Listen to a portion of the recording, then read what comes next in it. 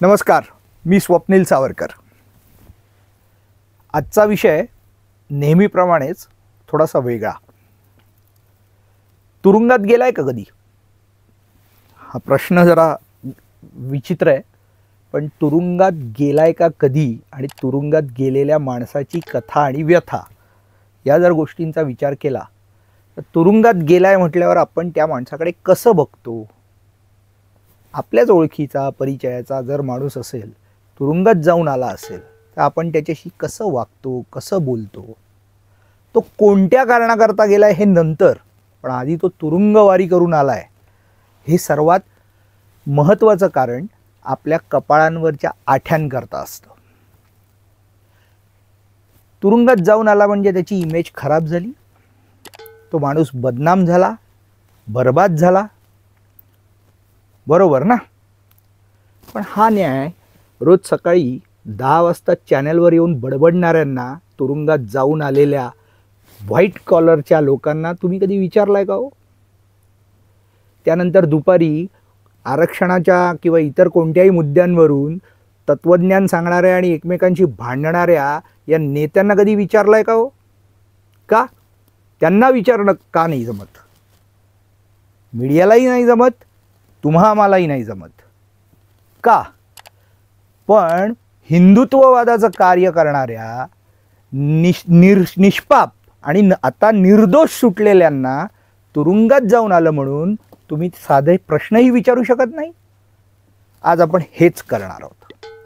आज आपण या लोकांना ते तुरुंगात गेल्यामागची कारणंही विचारणार आहोत आणि आता तुरुंगातून बाहेर आल्यानंतर, निर्दोष सुटल्यानंतर जे या जगाने त्यांचं नुकसान केलंय, त्या नुकसान भरपाईसाठी आपण काय करणार आहोत आणि ते काय करणार आहेत, या दोन्ही गोष्टींवर आपण प्रश्न विचारणार आहोत आणि त्यांच्याकडून त्यांची मतंही जाणून घेणार आहोत। मी स्वागत करतो विक्रम भावे आणि संजीव पुनाळेकर, ॲडव्होकेट संजीव पुनाळेकरांचं।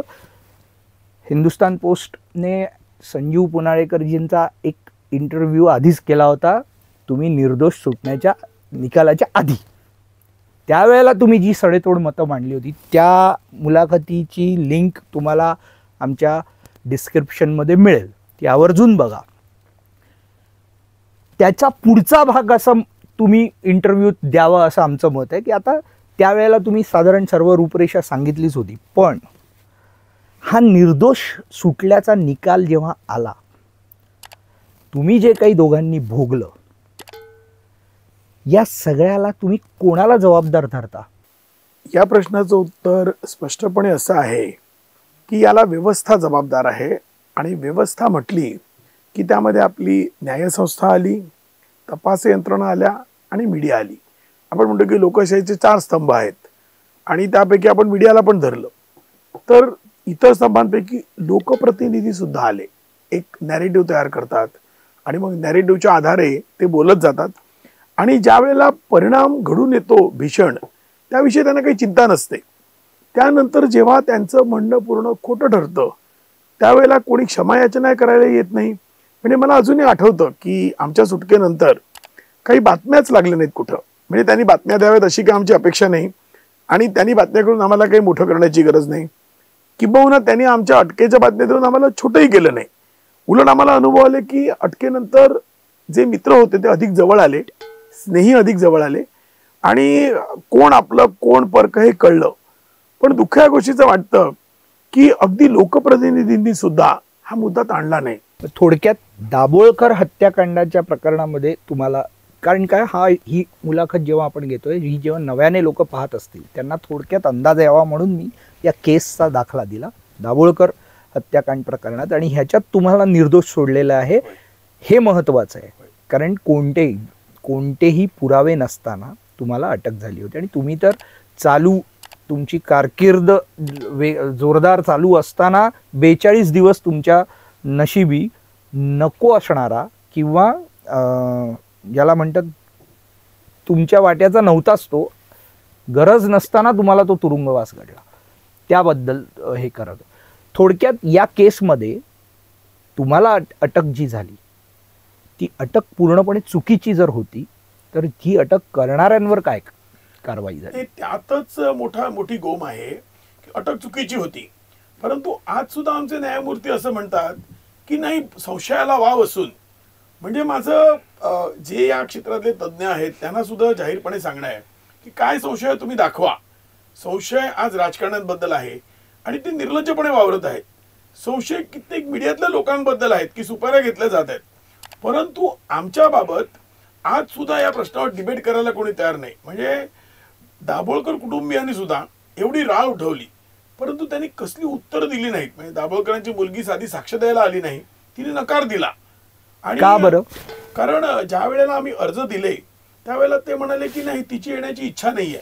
आणि गंमत अशी की त्यांचे वकील तिथं होते. म्हणजे हे काहीतरी सरकारने सांगितलं अशातली गत नाही, त्यांनी पळ काढलेला आहे. म्हणजे आज सुद्धा न्यायव्यवस्थेने खरं म्हणजे त्यांना बोलावून विचारायला पाहिजे की तुम्ही एवढी आमच्या समोर केस चालवलीत, माध्यमांसमोर गेलात, शेकडो तासांचे तुमचे इंटरव्ह्यू झाले, तुम्हाला राज्य शासनाने एका कमिटीवर नेमलं, त्याचे सगळे भत्ते तुम्ही घेतलेत, प्रवास केलेत, सगळं तुम्ही घेतलं, निधी तुम्ही जमवलात प्रचंड प्रमाणावर आणि तुम्ही कोर्टात साक्ष देत नाही. म्हणजे न्याय यंत्रणेबद्दल हे तुच्छतेने वागलेले आहेत. आणि आज न्याय यंत्रणेला मला कळत नाही, त्यावेळेला धर्माधिकारी जज साहेब होते, त्यांची रोज मी कथा ऐकायचो. परंतु त्यांची काही आज सुद्धा ते एक पब्लिक फिगर आहेत, काही त्यांची प्रतिक्रिया कुठं आलेली नाही. ते जाहीर भाषण देत फिरतायत. जज म्हणून मला त्यांच्या भूमिकेबद्दल काहीच नाही म्हणायचं, कारण तो न्यायालयाचा अवमान होईल. पण ही व्यक्ती आज भाषण बाहेर देते आहे. मग या प्रकरणावर आज त्यांना मत द्यायला कोणी अडवलेलं नाहीये, पण आज मत द्यायला लोक घाबरतायत. आणि दुसरी तुम्हाला गंमत सांगतो, या प्रकरणात ज्या वेळेला राकेश मरिया, परमबीर सिंग यांची भूमिका आली तेव्हा सगळ्यांचे हातपाय एकदम गळफाटले, सगळे भिवून गेले. म्हणजे थोडक्यात असं की एखादा वकील आहे जो एका गिरणी कामगाराचा मुलगा आहे, एक बिचारा विक्रम भावे आहे जो ज्याचे वडील एक आयुर्वेदिक कारखाना चालवायचे, यांना मध्यमवर्गीय मांढरपेशा माणसातली आहे, त्यांना पकडल्यावर तुमच्या तोंडाला काही लगामच राहिलेलं नाही. आणि मोठी नाव आल्यापासून बडे बडे वकील, मीडिया हाऊसेस, ही सगळे पेपर्स त्यांच्याकडे उपलब्ध आहे. एक जण याच्यावर शब्द बोलायला तयार नाही. हा जो व्यवस्थेचा जो भेकडपणा आहे, हा भेकडपणा 5 वर्ष न्यायालयाने त्या दोघांचा, माझे जे सह आरोपी होते, डिफॉल्ट बेल ऐकला नाही. डिफॉल्ट बेल म्हणजे चार्जशीट फाईल न केल्यामुळे हक्काचा बेल मिळतो. दरवेळेला मॅटर यायचं, सुनावणीला यायचं आणि काहीतरी करून टाळलं जायचं. म्हणजे आपण बिहार, उत्तर प्रदेश म्हणतो, महाराष्ट्राच्या कोर्टाची काय अवस्था आहे की 5 वर्ष 2 तरुण त्यांचं काय ऐकलंच जात नाही. आणि आपण आज मोठ्या गर्जना करतो की पॉलिटिकल प्रिझनर, अर्बन नक्षलीला कोणाला तरी स्ट्रॉ नाही दिली. ठीक आहे, मला त्याच्याबद्दल पण सहानुभूती आहे, पण हे चुकीचं आहे. म्हणजे नॅरेटिव्ह केलं आणि त्यांना अक्षरशः बळीचे बकरे बनवलेले आहे. म्हणजे आज उच्च न्यायालय त्याला कोण जबाबदार आहे? 5 वर्ष आम्ही वारंवार जात होतो, नंतर मलाच अटक झाली, मग दुसरे वकील गेले, आमचं ऐकूनच घेतलं गेलं नाही. फार अन्याय आमच्यावर झालेला आहे. आणि या न्याय संस्थेकडून सुद्धा नकळतपणे कळतपणे आमच्यावर अन्याय झालेला आहे की दाभोळकर हे संत, हे कोणी जाहीर केले हे संत मला अजून कळलेलं. आणि मी काय त्यांना संत मानत नाही. किंबहुना माझा याच्यावर विश्वास आता बसायला लागलाय की न्यायालयात निवाडा मिळतो, जजमेंट मिळतं, न्याय मिळत नाही. हे माझं स्पष्ट मत आता होत चाललेलं आहे. दुर्दैवाने तुमच्या याला समर्थन देण्याशिवाय दुसरा पर्याय नाही आहे आज लोकांपुढे. कारण रात्री 3:30 वाजता जर सर्वोच्च न्यायालय त्या दहशतवादीकरता, अफजल गुरु करता जर उघडू शकत असेल, तर तुमच्यासारख्यांचा किमान तारखेनुसार जरी दखल घेतली गेली असती तर आज कदाचित परिस्थिती वेगळी असती. हेच जर एखादा राजकीय नेता असता, मला वाटतं अनिल देशमुखांचं, तेव्हा गृहमंत्रीपदी राहिलेल्या अनिल देशमुखांचं जर उदाहरण घ्यायचं तर त्यांना जामिनाचा किंवा त्यांचे अर्ज हे प्राधान्याने ऐकले गेले. पण तुमच्यासारख्यांचे का, तर तुम्ही हिंदुत्ववादी आहात, हिंदुत्वाचं कार्य करता. हिंदुत्ववादी असणं हा काही गुन्हा आहे का? जर सेक्युलर असणं हा जर एक मिरवण्याचा भाग असेल तर हिंदुत्ववादी असणं हा काय गुन्हा आहे? आज हा प्रश्न विचारावा लागतोय. जर या दोघांवर अन्याय होत असेल तर हा प्रश्न नक्कीच विचारायला लागणार आहे. कारण आता विक्रम भावेंची पण ही थोडक्यात तुमचीही हीच कथा अशीच आहे. पहिला म्हणजे आता कसं आहे, गुन्हेगारांची मुलाखत घेतो की काय, अशा पद्धतीने आता माझ्यावर तुटून पडतील लोक, हरकत नाही. पण जर गुन्हा न केलेल्या माणसाला गुन्हेगार म्हणून जर तुरुंगात डांबलं जाणार असेल आणि त्याला जामीनही मिळत नसेल वेळेवर, मला वाटतं तुमची शिक्षा पहिली 10 वर्षाची, त्यात 5 वर्ष शिक्षा भोगल्यानंतर तुम्हाला जामीन मिळाला, हा न्याय कसा ह्याला न्याय कसा म्हणायचा? विक्रमजी, तुमची कथा थोडक्यात. कारण सांगतो की आम्हाला न्याय निर्णय देताना या प्रकरणामध्ये आत्ताच पुनाळेकर सरांनी सांगितलं तसं संशयाला जागा आहे असं माननीय न्यायालय म्हणालं. माझं तेच म्हणणं आहे की संशयाला जागा आहे, पण कुठे ते सांगतो. या मुक्ताबाई दाभोलकर तोंड सोडून मीडियात बोलत होत्या या प्रकरणाविषयी, पण प्रॉसिक्युशनच्या लिस्टमध्ये सरकारी पक्षाचे साक्षीदार म्हणून त्यांचं नाव असतानाही त्या साक्ष द्यायला का आल्या नाही, म्हणून संशयाला जागा आहे. मला अटक करताना CBIचा तो फालतू अधिकारी सुभाष रामरूप सिंग, ज्यांनी वाटेल त्या धमक्या दिल्या मला त्यांनी बोलवतानाच आधी सांगितलं होतं की तुमचे पुनाळेकरांना आम्ही ऑलरेडी अटक केली आहे, हे आम्ही सांगतो तसं तुमचं स्टेटमेंट ह्याच्यावर सही करा आणि घरी जा, नाही तर हा अटकेचा पंचनामा याच्यावर सही करा, आम्ही तुम्हाला अटक करतो. इतकं धडधडीत, म्हणजे त्यांना माहिती होतं मी निर्दोष आहे, फक्त यांच्यावर पुनाळेकर सरांच्यावर सूर डुकवायचा म्हणून त्यांच्या विरोधात मला साक्षीदार करण्यासाठी प्रयत्न चालू होता. हे संशयास्पद आहे. मी त्यांना विचारलं कशाच्या आधारे अटक करताय, तेव्हा ते म्हणाले शरद कळसकर नावाचा यातला एक आरोपी आहे ज्याला जन्मठेपेची शिक्षा दिली न्यायालयाने, हां, त्याच्या कथित कबुली जबाबाच्या आधारे, ते पण दुसऱ्या राज्यातल्या दुसऱ्या केसमधला कबुली जबाब जो 8 महिन्यापूर्वीचा आहे. 8 महिन्याच्या या कालावधीत मी देशाबाहेर गेलो नव्हतो, महाराष्ट्राच्या बाहेर गेलो नव्हतो, मी महाराष्ट्रात होतो, आदरणीय पुनाळेकर सरांबरोबर कोर्टात जात होतो. 25 वेळा तो सुभाष रामरूप सिंग मला भेटलाय कोर्टात. 8 महिने त्यांनी अटक नाही केली. या 8 महिन्याच्या कालावधीत स्वतः पुनाळेकर साहेब त्यांचे वकील होते इतर आरोपींचे, तेव्हा तो म्हणाला नाही यांना वकिली करता येणार नाही त्यांची, कारण त्याच्या स्टेटमेंटमध्ये नाव आलंय म्हणून. 8 महिन्यांनी तो मला अटक करतो लोकसभा निवडणुकीच्या निकालाच्या दुसऱ्या दिवशी समन्स पाठवून. हे संशयास्पद नाहीये? जेव्हा मी त्याला विचारतो अरे बाबा 8 महिने का लावलेस, मधल्या 25 वेळा भेटलोय आपण 8 महिन्यात, 2 वेळा आमच्या ऑफिसला येऊन चहा पिऊन गेलायस फुकटचा, मग तेव्हा का नाही अटक केलीस? तेव्हा तो मला म्हणतो तू कोण बे विचारणारा. मी म्हटलं बाबा ठीक आहे, मी विचारू नाही शकत, कोर्ट तरी विचारेल ना, तेव्हा तर उत्तर दे. तेव्हा हा मुजोरपणे सांगत होता, अगदी मुजोरीत, की अरे या देशात असं कोर्टच जन्माला आलेलं नाही अजून, मला हा प्रश्न विचारणार. दुर्दैवानी त्याचं हे म्हणणं खरं ठरलंय. निकालाच्या दिवसापर्यंत कुठल्याही कोर्टाने त्याला हा प्रश्न विचारला नाही की 8 महिने का लावलेस अटकेला. इतकी महत्वाची घटना आहे ना. दाभोलकर खटल्याविषयी जो जो तोंड उघडतो तो म्हणतो लोकशाहीला खड्ड्यात घालणारी घटना आणि पुरोगामित्वाला कशात तरी घालणारी घटना म्हणून. मग माझ्यावर जो आरोप आहे तो पाहिला तर प्राईम अक्यूज म्हटलं पाहिजे. मग 8 महिने का लागतात? हे संशयास्पद नाहीये? कोर्ट 8 महिने काय, मी तर म्हणेन तो रिटायर होईपर्यंत नाहीच विचारलं कुठल्या कोर्टाने भारतातल्या त्याला. पण मी दुर्दैवाने हे सांगतो, ज्या कोर्टाने सांगितलं ना तुमच्याबद्दल संशय आहे पण पुरावा नाही, त्या कोर्टाने निकालपत्रात सुद्धा या गोष्टीचा एका ओळीने उल्लेख केलेला नाहीये की अटकेला 8 महिने काय लागले, हे संशयास्पद आहे म्हणून हे विचारलं नाही कोर्टाने. हे संशयास्पद नाहीये? नक्कीच विक्रमजी, हा जो काही तुमचा पूर्ण काळ तुम्ही भोगलाय, जे घडलं ते पुन्हा तर काही येणार नाही. यापुढे काय करायचं ठरवलंय आणि न्यायाची अपेक्षा अजून, म्हणजे आता एका खटल्यातून तर तुम्ही पूर्णपणे निर्दोष सुटलेला आहात, न्यायाची अपेक्षा जी सर्वसामान्य माणूस आजही म्हणतो की कोर्टात आम्हाला न्याय मिळू शकतो, तुम्ही काय सर्वसामान्य लोकांना काय सांगाल? कारण जो, आणि विशेषतः हिंदुत्वाचं कार्य करणाऱ्या लोकांना, कारण काय झालंय, एक उपमा म्हणून आजकाल पुनाळेकरांची उदाहरणं सांगितली जातात की सरकारी विभागातून असे धमक्या म्हणे दिल्या जातात, असं एक ऐकिवात आलं की तुमचा पुनाळेकर करू.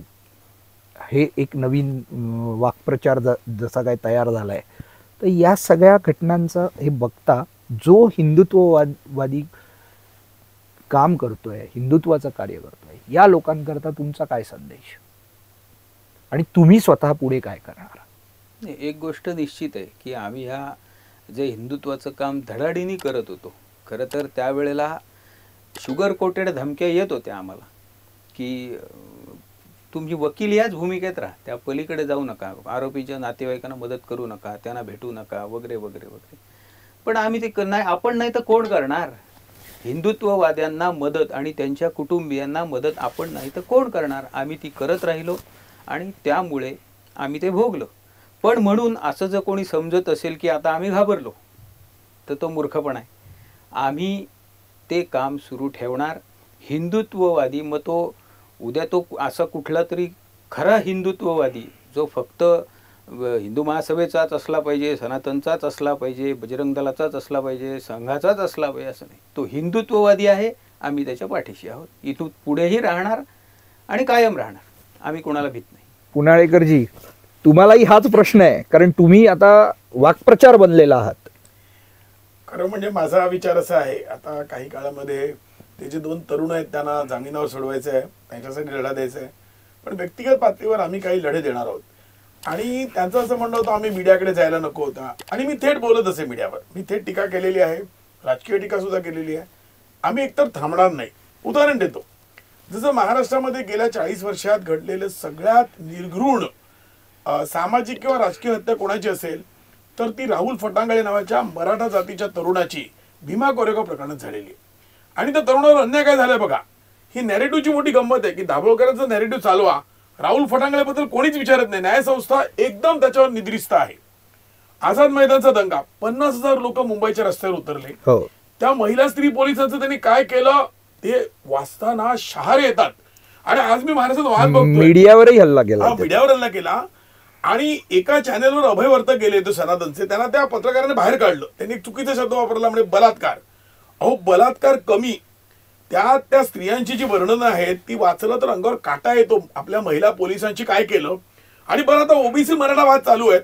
मी स्पष्टपणे सांगतो, सगळ्या महिला या 2 जातीमधल्याच आहेत. या 2 जातीच्या आहेत, त्यात ब्राह्मण महिला नाही, त्यात इतर पण याच्यावर झालेला अन्याय. सगळे गप्प आहेत. राहुल 50,000 लोक रस्त्यावर बेभान होऊन दंगल करत होते. तो खटला 13 वर्षानंतर आज सुरूच होत नाही. 12 वर्षानंतर, 12 सालची घटना आहे. राहुल फटांगळेचा खटला होत नाही, त्या साधूंचा पालघरचा खटला होत नाही. आणि गंमत पहा, योगायोग. लोक कसं म्हणतात सगळ्या केसेसमध्ये पुनाळेकर कसे. अरे मी वकील आहे, मी असू शकतो ना. मी असं विचारत नाही की ज्या जजनी त्या दोघांना शिक्षा दिली ते जज आणि पालघर मधल्या साधू प्रकरणात बेल देणारे जज एकच कसे. मग कोर्टाचा अवमान होतो असं विचारलं तर का माझा अवमान होत नाही का, हे प्रश्न का विचारले जात आहेत. म्हणजे वकील म्हणून मला स्वातंत्र्य नाहीये का. म्हणजे घटनेने स्वातंत्र्य फक्त हेच दिलंय की राष्ट्रध्वज जाळा, विद्रोहाच्या भाषा बोला, काहीतरी आर्य अनार्य भूमी हे आणि काहीतरी करा, मूल निवासी, हे वाटेल ते बरळा. तुम्हाला स्वातंत्र्य आहे, परंतु आम्हाला स्वातंत्र्य नाही. राहुल फटांगळेच्या बाबतीमध्ये मी ठरवलंय की काही दिवस मी थांबेन. हे प्रकरण घडलं की मी लोकांना सांगेन 1-1 रुपया तर त्याच्या कुटुंबियांना मदत करून ती खटला आपण चालवू. आज स्पेशल बीपी म्हणून तुम्ही मोठे मोठे वकील उभे करताय यशस्वी. एका वकिलाला 25 लाख रुपये दिवसाचे देऊ केलेत. एका दिवसाला 25 लाख महाराष्ट्र शासनाने, काही ना दिवसाचे 5 लाख. आम्ही सांगू की ठीक आहे, आम्ही जनतेच्या पैशातून चालवतो. तुम्हाला नाही चालवायचा खटला राहुल फटांगळेचा, आम्ही चालवतो. तुम्हाला नाही चालवायचा आझाद मैदान, आम्ही चालवू. हा जो निर्लज्जपणा चाललाय न्यायसंस्थेतल्या संबंधातल्या न्यायाधीशांचा नाही म्हणत आहे मी, परंतु एक नॅरेटिव्ह क्रिएट करताना काही जजेसची प्रतिमा पुढे केली जाते. परंतु त्याचं पुढे काय झालं त्या प्रकरणाचं. आता ह्या आमच्या प्रकरणात त्या रामरूप सिंगला, सुभाष रामरूप सिंगला राष्ट्रपती पदक मिळालं. ह्याच्यावर कोणी विचारत नाही. म्हणजे हा प्रश्न काही विचारायचेच नाहीत. दाभोळकर कुटुंबियांनी सांगावं. म्हाताऱ्या वयामध्ये दाभोळकरांना अर्जुन पुरस्कार दिला कबड्डीचा. म्हणजे हे जे सगळं चाललेलं आहे याच्यामध्ये सर्वसामान्यांच्या कुठे विचार नाही. नकली हिरो उभे केले जात आहेत. मीडियामधले काही हिरो त्यांनी उभे केले. तुम्हाला सांगायला नाव मी कोणाचं घेणार नाही, परंतु अशा प्रकारे घेतलं तरी फरक पडत नाही. मी स्पष्टपणे सांगतो, मीडियामध्ये पहा निखिल वागणेसारखी मंडळी, वकिलाला पकडाई पहिली मागणी निखिल वागणेंनी केली. मी जेव्हा त्या जेलमध्ये गेलो त्या जेलरने मला एक मजेदार किस्सा सांगितला. तो म्हणाला ज्यांनी सुरेंद्र गडलिंगला पकडलं ती म्हणाली निखिल वागणेंच्या मागणीनुसार झालेलं आहे. का बरं, कारण वकिलांना अटक करा ही पहिली मागणी निखिल वागणेने केली होती. जाहीर सभेत केली होती त्यांनी. विद्रोहींच्या सभेत त्या पुनाळेकर वकिलांना पकडा, अशा केसेसमध्ये वकील तुम्ही पकडा. सरकार म्हणाला बघा यांचेच नेते करतात पकडा. बिचारे सुरेंद्र गडलिंग पकडले गेले. या प्रकारचं म्हणजे ह्यांची फॅसिस्ट विचारसरणी आहे. हे स्वतःला विद्रोही म्हणवतात, लोकशाहीवादी, मानवतावादी. कसला आला याच्यामध्ये मानवतावाद. जाहीर विवाद तुम्ही करायला तयार आहात, आज करू, परंतु तुम्ही भित्रे आहात, तुम्ही पळता आहात. म्हणजे मी या लोकांना नव भिक्षुक म्हणतो. ब्राह्मणांना शिवाय देण्याची आज एक फॅशन झाली, भिक्षुक संपलं. मग काय होतं की म्हणजे तो ब्राह्मण व्यवसायात वगैरे असेल चांगला, जो बिचारा पौरोहित्य करतो तो भिक्षुक. हे कसं आलं की त्यांचं असं म्हणणं होतं या लोकांचं की तुम्ही फक्त सत्ताधाऱ्यांची तुम्ही करताय पौरोहित्य.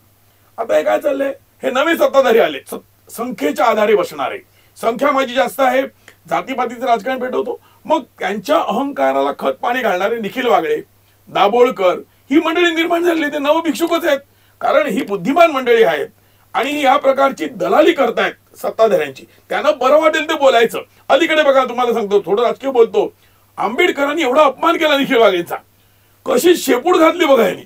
मला लाज वाटते. म्हणजे तुम्हाला टीका करताना सुद्धा अभद्र टीका ही अभद्र आहे, मी करू देत आणि कोणी करू देत, परंतु तुम्ही त्यांचे गोडवे गात होता बघा.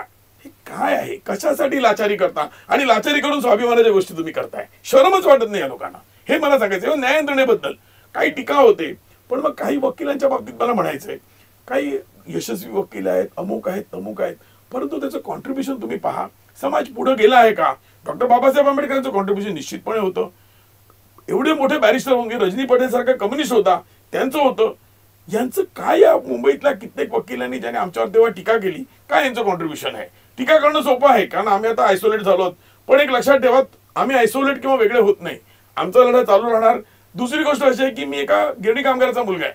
मी जनतेकडे जाईन, मी त्याला भीत नाही. मी तुरुंगात सुद्धा भ्यालो नाही, कारण लहानपणी आम्ही जसे राहिलो तसाच जेल होता की आम्ही दारिद्र्यात जगलो होतो आणि कम्युनिस्ट विचारांमधून वाढला विचार होता आणि घरी दारिद्र्य होतं. त्यामुळे आम्हाला काही त्याचा फरक पडला नाही. आणि पुन्हा त्यांनी हात घातलं तरी फरक पडत नाही. मी एकमेव माणूस असा आहे, तुम्ही मगाशी कारागृहाचा उल्लेख केलात, ठामपणे सांगतो, पुन्हा पुन्हा जेलमध्ये घाला, किती वेळा घाला, माझा एकही विचार मी बदलणार नाही. मी त्यासाठी कुठे पक्षांतर करणार नाही, कोणाच्या बरोबर जाणार नाही. जे विचार आहेत ते तसेच राहतील. परवडत तर घ्या, नाही परवडत तर पुन्हा टाका तुरुंगात. माझी बिलकुल तयारी आहे. आणि त्याने कोणी प्रेरित होत असतील तर होतील. मी आज पुन्हा सांगतो सर, आमच्यामध्ये जो काही निर्भयपणा आहे तो आमचा आहे.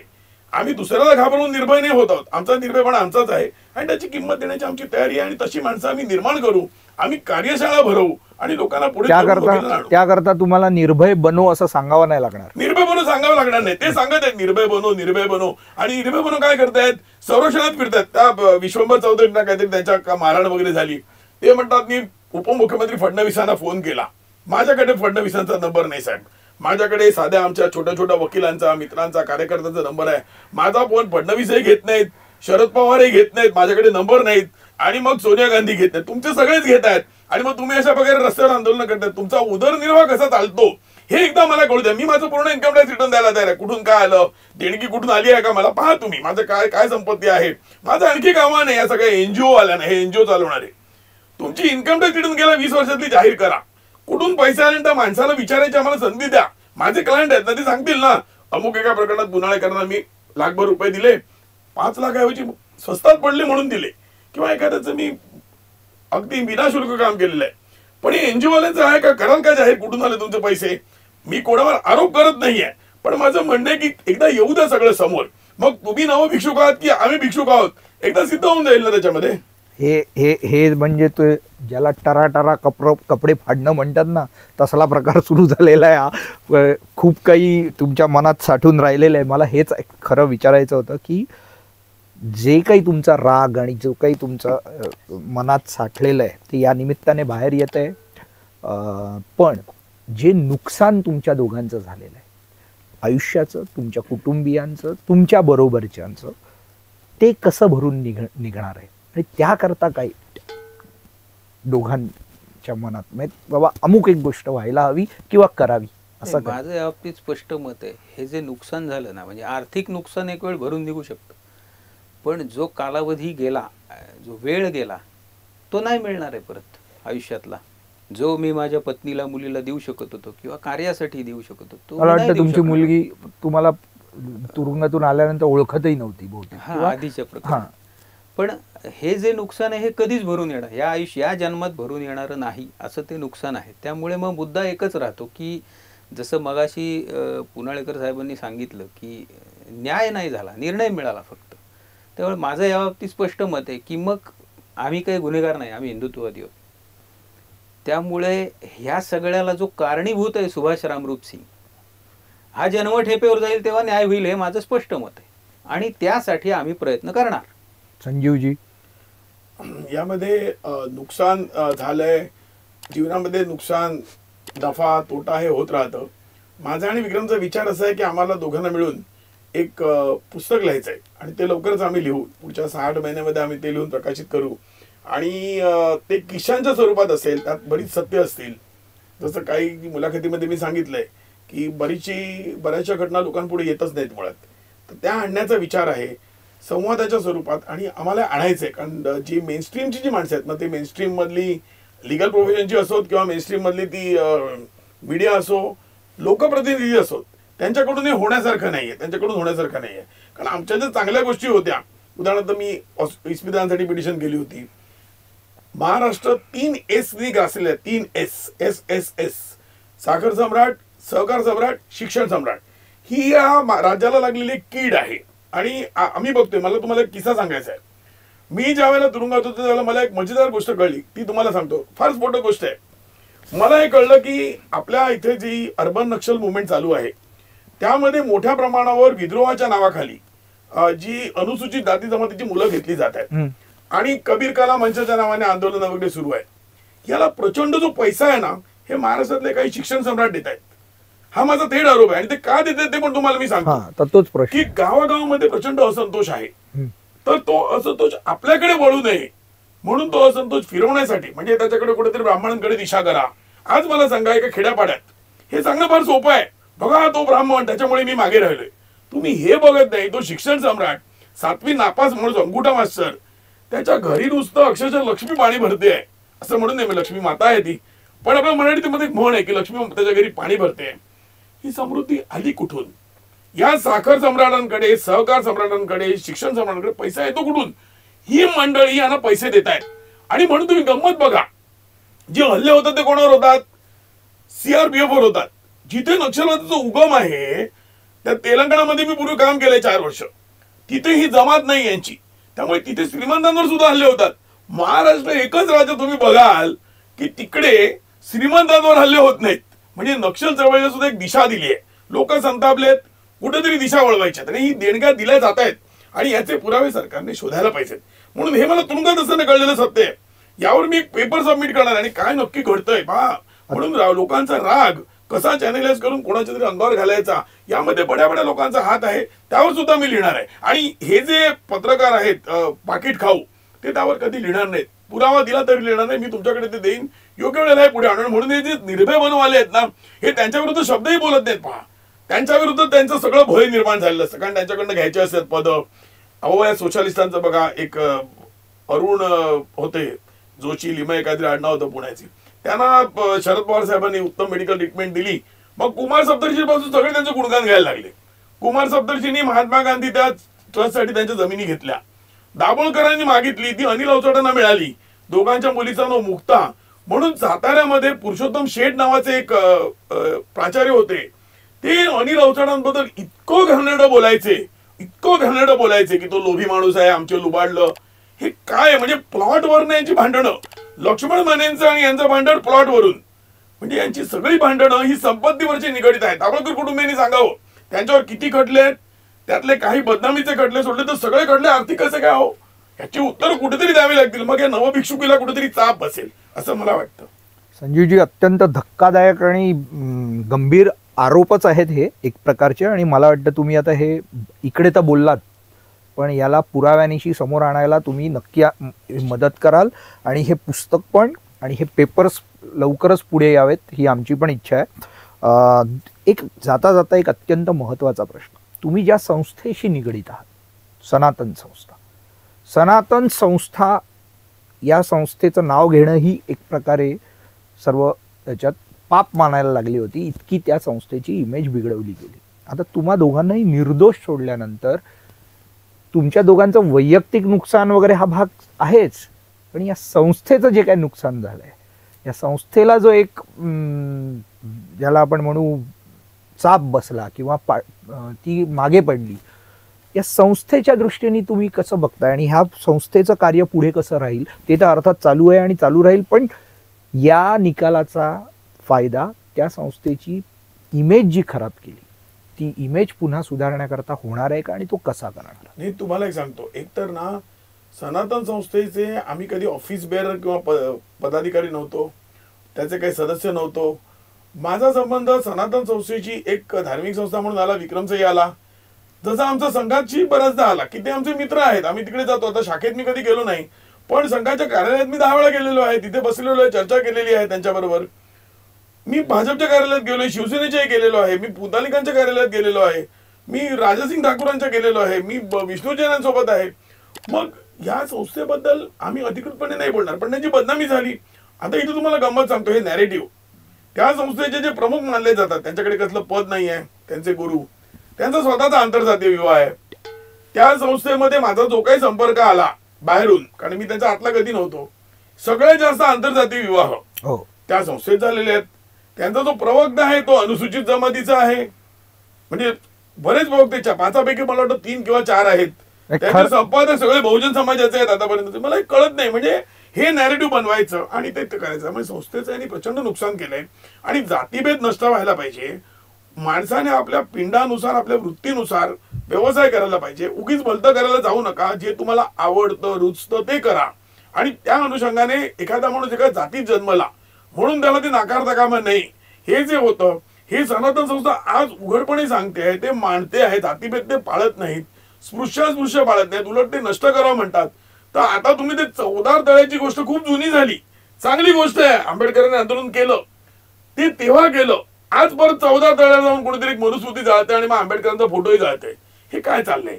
आज तुम्ही खरं म्हणजे सनातन संस्थेचा आदर्श जितेंद्र आव्हाड सारख्यांनी घ्यायला पाहिजे की आज, तेव्हा आंबेडकर होते, आता आंबेडकर हयात नाहीयेत. आज त्यांचे आदर्श ठीक आहे म्हणून आंबेडकर गेले म्हणून 14 तळ्याला जाण्यापेक्षा आज त्यांनी सनातन संस्थेत जाऊन त्याची शिकवण समजून घ्यावी. मनुस्मृती कुठे मनुस्मृतीचा कुठे उल्लेख आहे? परंतु हा जो हीन प्रचार आहे ना, ह्याच्यामध्ये तुम्ही त्या समाजाला फक्त मागे लोटताय, एवढंच मला सांगायचं. म्हणून सनातन संस्थेची जी काही बदनामी केली त्याबद्दल मला स्वतःला अत्यंत अपराधी वाटतं की काय हे घडलं.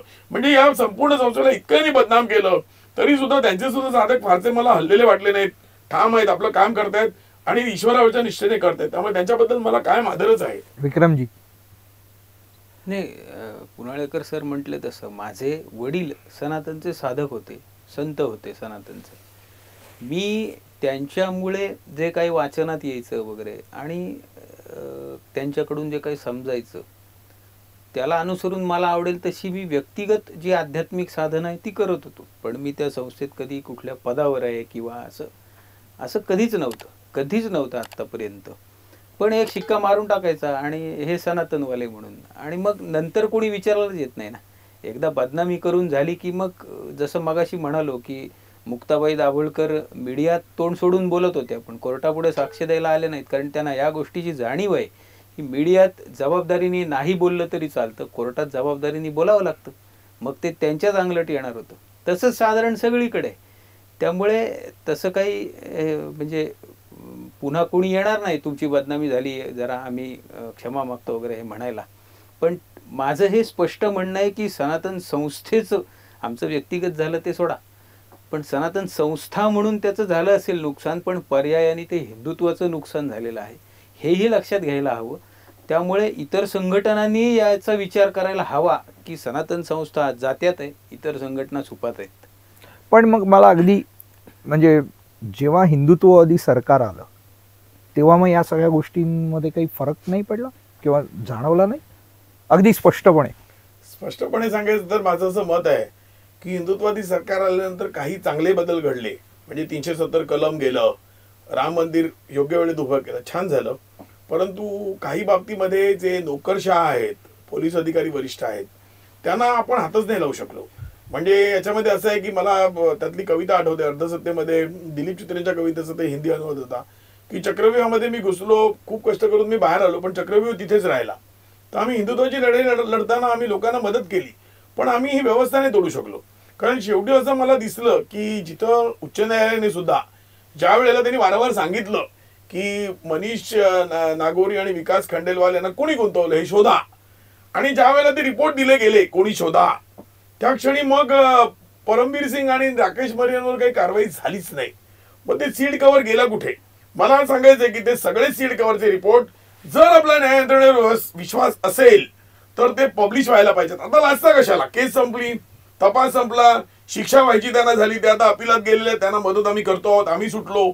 मग आता कोणतं सिक्रेट आहे? काय रिपोर्ट सीबीआयने दिले, काय लिहिलं हे जनतेला कळलं पाहिजे. न्यायाधीशांचा पगार जनता देत असते, वकिलांची फी खासगी व्यक्ती देतात, पोलिसांचा पगार आपण देतो, सगळं जनता करते. जनतेच्या करदात्यांच्या पैशातनं झालंय, त्यांना सत्य कळायला नको? सत्य कळणं हा काय दाभोळकर फॅमिलीचा ऐकण्याचा अधिकार नाहीये. तर त्या रिपोर्ट मध्ये काय लिहिलं होतं आणि कुठे न्यायालय चुकलं? बघा, न्यायालयावर टीका व्यक्तिगत करता येत नाही, परंतु न्यायालय चुकलं इथं न्यायालयाने करायला होतं हे म्हणण्याचा आपल्याला अधिकार आहे. कारण मुळात असं आहे की आंबेडकरांनी जी घटना आपल्याला लिहिली, ड्राफ्टिंग समितीचे अध्यक्ष होते ते, तर त्यांनी घटना दिल्यामुळे मला अधिकार नाही प्राप्त झाले. अधिकार देवानेच दिले, फक्त घटनेने त्याला मान्यता दिलेली आहे. त्यामुळे एक मानव म्हणून, एक माणूस म्हणून मला काही अधिकार आहेत आणि ते घटनेत सुद्धा दिलेले आहेत. मग तुम्ही ती माहिती आम्हाला का नाही देणार? आज एक पत्रकार, एक लोकप्रतिनिधी, एक वकील हे विचारेल तर मी त्याच्या पाया पडायला तयार आहे की हे तुम्ही पब्लिश करा. दाभोळकर फॅमिलीने सांगा होते सीड कव्हर. आज पण दाभोळकर फॅमिली काय करते बघा, सीड कव्हर सरळ जज साहेबांना दिलं गेलं, यांना दाखवलं नाही. मग आज का नाही विचारत? तुम्ही विचारा ना, तुमचे आरोप आहेत ना, विचारा. त्या अधिकाऱ्याच्या नोकऱ्या घालवा. पण त्यांचं असं नाही आहे. त्यांना फक्त यांना शिक्षा झालेलं पाहायचंय. सनातनवर त्यांनी ब्लेम करत राहिले आणि मुळात त्यांची इच्छा आरोपी शोधायची गरज नव्हती, सनातनला करा. कारण सनातनच्या काही लोकांनी त्यांच्यावर बदनामीचे खटले घातले असा त्यांचा समज होता. म्हणजे कसं होतं, उत्तर प्रदेश, बिहार सारख्या राज्यामध्ये काही वेळा राजकारण्यांची कृत्य झाली आहेत की एखाद्याचा रेप झाला की प्रतिस्पर्ध्याचं नाव तो राजकारणी घालून टाकतो. महाराष्ट्रामध्ये ही परंपरा या प्रकरणापासून सुरू झाली आणि त्याचे बळी आम्ही आहोत. म्हणजे आमची नावं यासाठी घेतली की आम्ही उपद्रवी ठरवत होतो, आमचा काटा काढण्यात आला, असं माझं स्पष्ट म्हणणं आहे. यापुढे आम्ही चालू देणार नाही. आम्ही संघटन करू, संघटना प्रत्येक गोष्टीवर उपाय, आम्ही ते करू आणि लढू, यापुढे लढत राहू, हे निश्चित. अरे मला काय वाटतं ना की सत्य अहिंसेच्या बुरख्याखाली, बुरख्या आडून त्यावेळेला जे केलं गेलं ना, गांधी हत्येतल्या खटल्यातल्या बऱ्याच गोष्टी कित्येक वर्ष पब्लिश नाही, पब्लिकला नव्हत्या उपलब्ध. का नव्हत्या? ज्यांनी सत्य अहिंसेचाच कायम पुरस्कार केला त्यांच्या बाबतीतलं यायला हवं होतं ना. मग जर इथे आमच्यावर आरोप केले गेले की ते दाभोळकरांचे सुपुत्र हमीद भाई, त्या हमीद भाईंनी मीडियात आरोप केले होते की तुमचा दुसरा गांधी करू, अशी माझ्या वडिलांना धमकी येत होती. ती कुणी दिली, कधी दिली, कशी दिली हे मला काहीच माहीत नाही, पण दिली. मी सांगतो ना म्हणजे दिली, एवढंच बोंबा मारून कोर्टात सांगत होते ते. बाकी माझ्याकडे पुरावे का नाही, मी सांगतो म्हणजे दिली, असं सुरू होतं. पण हे करताना ना याचा खरा अर्थ काय माहिती आहे का? यांना स्वतःच्या वडिलांना गांधींच्या पंक्तीला नेऊन बसवायचंय. मग माझं म्हणणं हे आहे आता की ज्या गांधींनी सत्य आणि अहिंसेचा पुरस्कार आयुष्यभर केला, त्यांच्या हत्येच्या खटल्या संदर्भातले सगळ्यात महत्त्वाचे दस्तावेज दडपून ठेवले जातात, तसंच या बाबतीत होणार असेल तर मग लोकशाहीच्या गप्पा कुणीच मारू नये इथून पुढे. अत्यंत गंभीर, सुन्न करणारे आणि असे हे सगळे घटनाक्रम तुम्ही सांगताय आणि तुम्ही जे आरोप करताय याला आरोपच म्हणावे लागतील, कारण अजूनपर्यंत आपण या गोष्टी पुराव्यानिशी समोर नाही आणल्या. पण जर हे घडतंय आणि बहुतांशी जनमत लोक तुमच्याबाबत सॉफ्ट कॉर्नर असणं आणि सहानुभूती असणं हे स्वाभाविक आहे, कारण तुम्हाला आता कोर्टानेच, न्यायालयाने निर्दोष सोडलेलं आहे. पण हे न संपणारा विषय आहे. यांच्या मनातल्या खदखदीला वाट कितीही करून द्यायचा प्रयत्न केला तरी त्याला वेळ पुरणार नाही आहे. ही गोष्ट लक्षात घेऊन आज आपण इकडे जरी थांबत असलो तरी हिंदुत्ववादी सरकार जेव्हा स्थापन झालं तेव्हा किमान हिंदुत्ववादाकरता कार्य करणाऱ्या, एक लक्षात घ्या, हिंदुत्ववादी म्हणजे गुन्हेगार, दहशतवादी हे जे काही ठरवण्याचे दिवस गेलेले आहेत, आता ती माणसंही नाहीत, ती सरकारही नाहीत आणि ती पुन्हा येऊ नयेत असं जर वाटत असेल तर आत्ताच्या हिंदुत्ववादी सरकारने ह्या सर्व आरोपांची गंभीरपणे दखल घ्यावी आणि पुनाळेकरांनी जे आत्ता विचार नाही नुसते तर जी मतं मांडली आणि जे आरोप केलेले आहेत त्याकरता सरकारने पुढाकार घेऊन जर त्यांना मदत केली तर या आरोपांना प्रत्यक्ष पुराव्यानिशी समोर आणण्याकरता सर्व मीडियाही मदत करेल हे आश्वासन आम्ही देतो आणि आपल्या सर्व हिंदुत्ववादी नेत्यांना सांगतो की या आरोपांची दखल घ्या आणि या अनुषंगाने तुम्हीही हिंदुत्वाच्या कार्यास सहभागी व्हा आणि कधी नव्हे ते खरोखरचं पुण्यकर्म करायला पुढे या. धन्यवाद.